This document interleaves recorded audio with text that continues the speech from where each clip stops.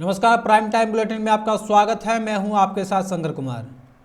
बाघमारा विधायक ढुलू महतो पर अपनी रेती जमीन हड़पने का आरोप लगाते हुए बरोरा थाना क्षेत्र के अंतर्गत सिंधावरटाड़ के दरिदा मोजा के ग्रामीणों ने गुरुवार को धनबाद के रंधेवा चौक पर अर्धनग्न प्रदर्शन किया, जिसके बाद आज विधायक ढुलू महतो के समर्थकों ने मनीलाल मांझी के नेतृत्व में प्रेस वार्ता कर खुद को इस जमीन के रैयत बताया। साथ ही कहा कि बलराम महतो और अमित महतो आदिवासियों के नाम को और विधायक ढुलू महतो को बदनाम करने की कोशिश कर रहे हैं।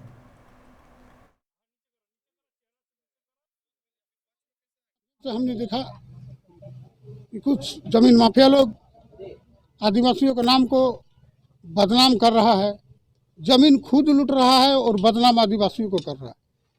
आखिर ऐसा क्यों भाई, क्यों कर रहा है ऐसा ये लोग? हम आदिवासियों को क्यों बदनाम किया जा रहा है? हम यही कहना चाहेंगे प्रेस रिपोर्ट के माध्यम से प्रशासन को कि इस पर कानूनी कार्रवाई किया जाए। जमीन खुद लूटे और बदनाम आदिवासी हो। हमारा जमीन है, हम लोग का रैयत है, और उन लोग बलराम महतो और अमित महतो जो कह रहे हैं जो हमारे जमीन है, अगर जुदी हम बलराम महतो में अगर जुदी दम है और उसके पास पेपर अगर जुदी है तो वो दिखाए। ये जो बांधू को लेकर विवाद की, हाँ रेत तो सब 30-35 है टोटल। आदिवासी रेत 15 से 20 है। नहीं, विधायक जी को बदनाम किया जा रहा है। विधायक जी यहाँ पर जमीन हड़पे नहीं है किसी का।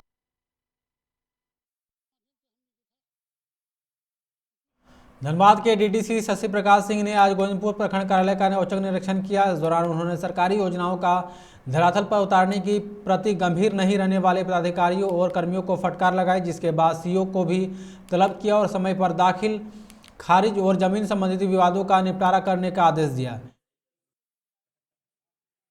अभी जैसे मैं नया ज्वाइन किया हूँ तो समय समय पे सारे ब्लॉक्स में मैं शेड्यूल हमारा इंस्पेक्शन चल रहा है, जिसमें सरकार के द्वारा चलाई जा रही ग्रामीण क्षेत्रों में जितने भी विकास की योजनाएं हैं उस पर हम लोग समीक्षा कर रहे हैं। जिन बिंदुओं पे हम लोग देख रहे हैं कि थोड़ी गतिविधि कम है, उस पर हम लोग मोटिवेट कर रहे हैं ग्राउंड स्टाफ्स को कि वो फील्ड में घूमें, लोगों से मिले, जो लोगों की समस्याएं हैं उससे अवगत हो, क्या दिक्कतें आ रही हैं जिससे सरकारी जो हमारी स्कीम है उसमें रुकावट आ रही है। इसके अलावा बहुत सारे इश्यूज ऐसे भी हैं जिसमें इंटर कोऑर्डिनेशन ऑफ डिपार्टमेंट्स जो है ग्राउंड पे उसकी आवश्यकता होती है। तो उससे लेकर के, जैसे आपको पता है अभी थोड़ी देर पहले मैंने अंचलाधिकारी को बुलवाया था, तो उसमें जो लैंड वैंड के से रिलेटेड इश्यूज होते हैं, जैसे प्रधानमंत्री आवास योजना में लाभों के लैंड इश्यूज रहते हैं, तो उन सबको रिजॉल्व कराना भी हमारी ही जिम्मेदारी है। उसके अलावा अभी हम लोग आवास योजना और मनरेगा के अलावा जो एमएलए लैंड स्कीम्स होती हैं और जो तरह तरह के जिला परिषद से भी जो स्कीम्स 15th फाइनेंस में चल रही हैं, उस पर भी हम लोग समीक्षा भी कर रहे हैं।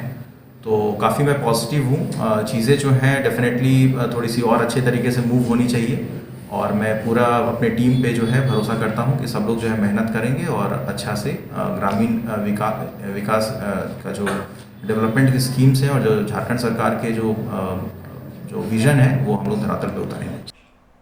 ईसीएल मुगमा एरिया की कापासारा आउटसोर्सिंग में अवैध कोयला उत्खनन की सूचना पर निरसा एसडीपीओ पीताम्बर सिंह खेरवार आज इलाके का निरीक्षण करने पहुंचे, जिन्हें देख कोयला खनन में लगे सैकड़ों लोग भागने लगे और आसपास छुप गए। लेकिन जैसे ही एसडीपीओ और उनकी टीम कापासारा ओपीसी से बाहर निकली, लोग फिर से अवैध खनन में जुट गए, जिसे देखते हुए पुलिस की टीम ने आसपास के क्षेत्रों में अनाउंसमेंट कर कहा कि प्रतिबंधित क्षेत्र या अवैध रूप से कोयला उठाव कानूनन जुर्म है, पकड़े जाने वालों पर सख्ती से कानूनी कार्रवाई की जाएगी।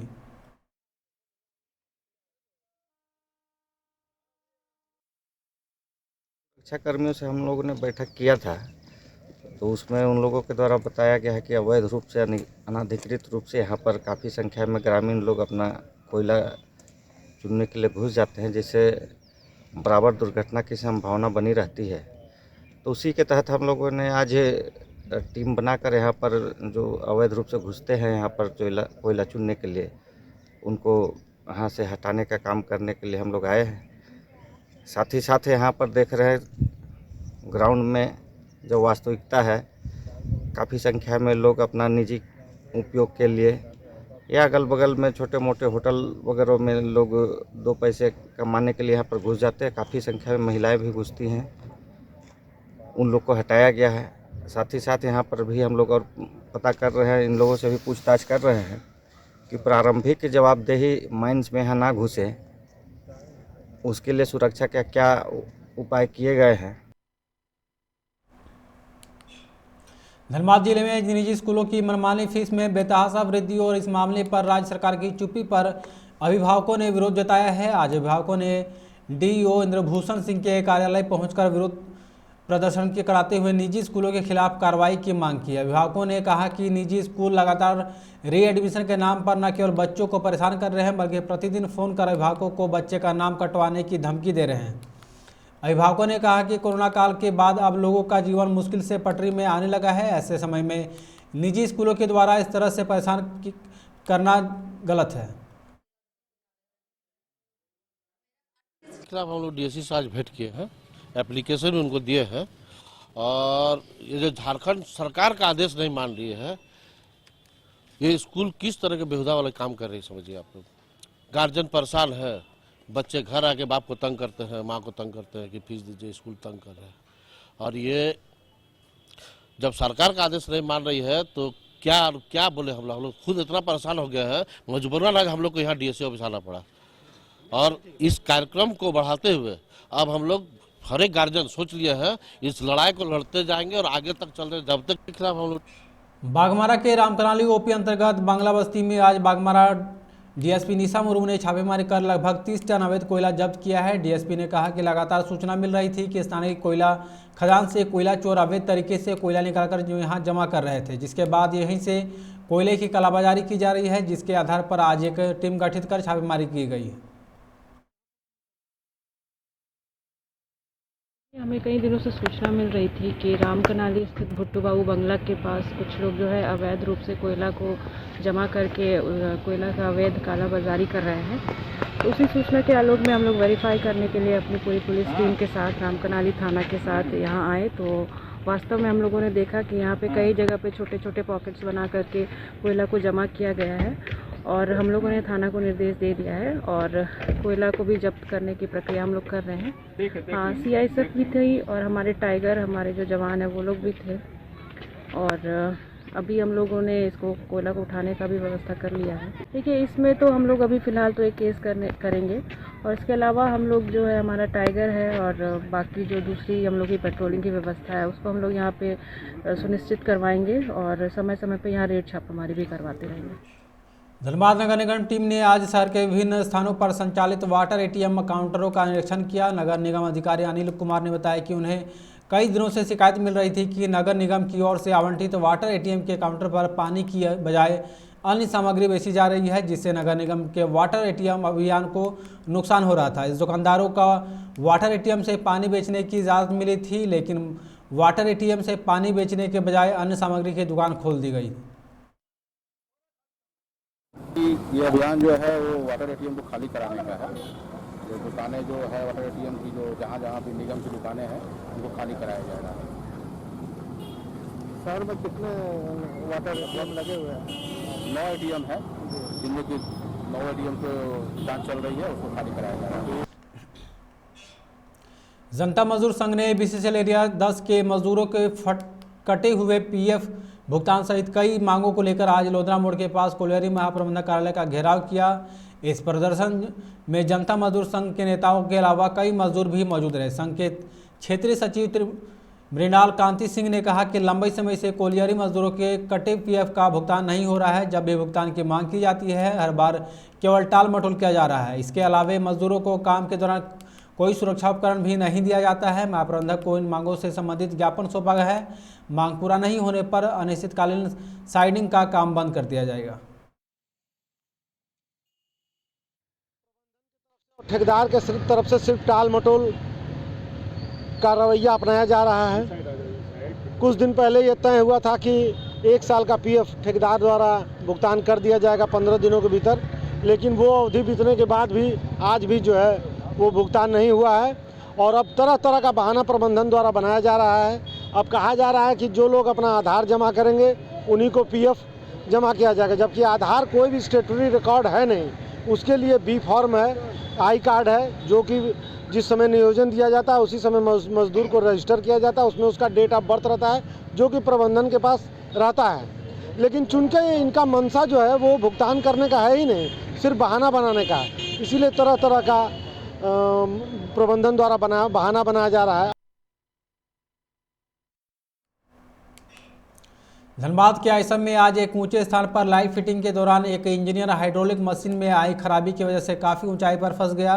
इंजीनियर को नीचे उतारने का कोई दूसरा विकल्प नहीं था। विभाग ने घटना की सूचना फायर ब्रिगेड को दी, जिसके बाद फायर ब्रिगेड की टीम मौके पर पहुंची और उचित उपकरण के अभाव में वह भी असमर्थ रहे। बाद में फायर ब्रिगेड की टीम ने रांची से अत्याधुनिक फायर ब्रिगेड वाहन को मंगवाकर इंजीनियर को सफलतापूर्वक नीचे उतारा।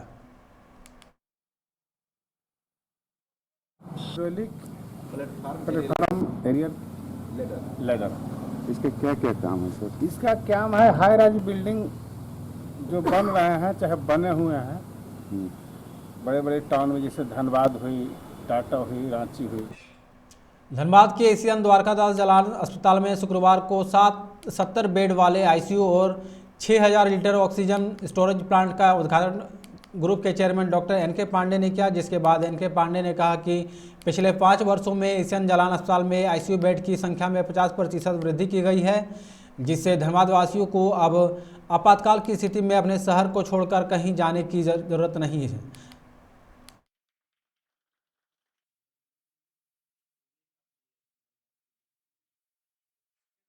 धनबाद के एशियन अस्पताल में लिक्विड ऑक्सीजन टैंक का हमने इनॉग्रेशन किया।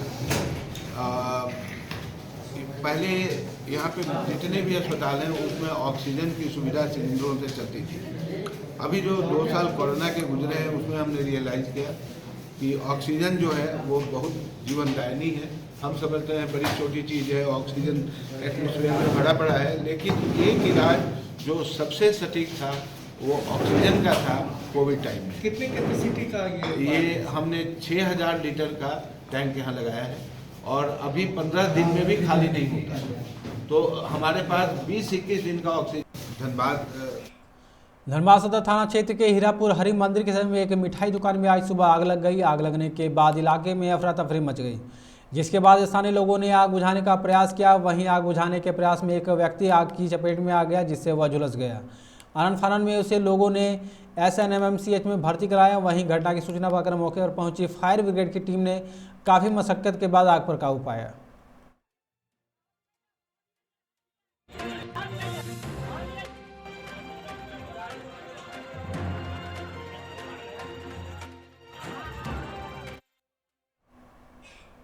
बोकारो के BSL मजदूरों ने आज विभिन्न मांगों को लेकर एक एटक के बैनर तले विरोध प्रदर्शन किया। मजदूरों ने बताया कि मिनिमम वेज मांगने वाले ठेका मजदूरों का गेट पास छीन लिया जा रहा है। इसके अलावा प्लांट में आए दिन दुर्घटनाएं हो रही है, फिर भी सुरक्षा का कोई उपकरण उनके पास नहीं है। इन सभी मांगों को लेकर आज मजदूरों ने प्रदर्शन किया।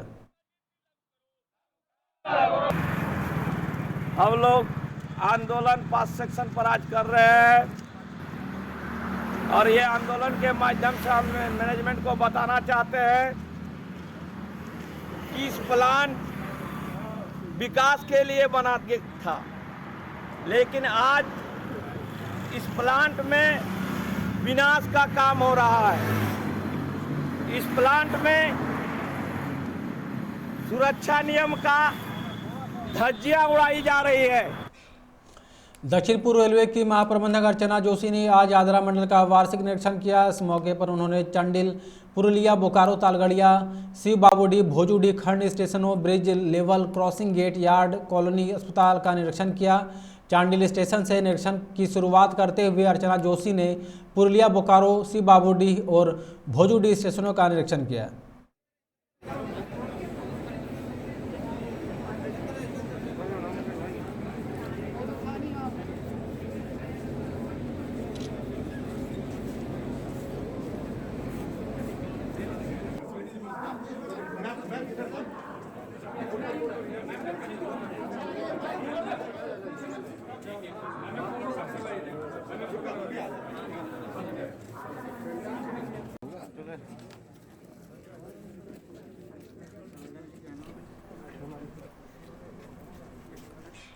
खबरों फिलहाल इतना ही। आप देखते रहे 99 न्यूज़। नमस्कार।